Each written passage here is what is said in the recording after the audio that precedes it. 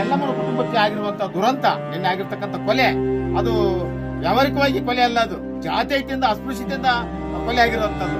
ಇನ್ನೂ ಮುಂದೆ ಈ ತರ ನಮ್ಮ ಸಮಾಜಕ್ಕೆ ಸ್ವಲ್ಪ ಧಕ್ಕೆ ಬರ್ಬೋದು ಸರ್. ನಾವು ತುಳಿತಿ ಕೇಳಿಗೆ ಸರ್, ಅದು ಇನ್ನೂ ಅಳಿತಾನೆ ಸರ್.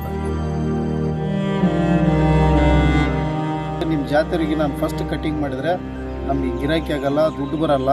ಹಿಂಗಾಗಿ ನಿಮಗೆ ನೀವು ಕೀಳು ಜನ, ನಿಮ್ಮಂಥರದ್ದು ನಾವು ಕಟಿಂಗ್ ಮಾಡಂಗಿಲ್ಲ ಅಂತೇಳಿ ಆತನನ್ನು ಕೂಡಿಸಿದ್ದಾರೆ ಹೊರಗಡೆ.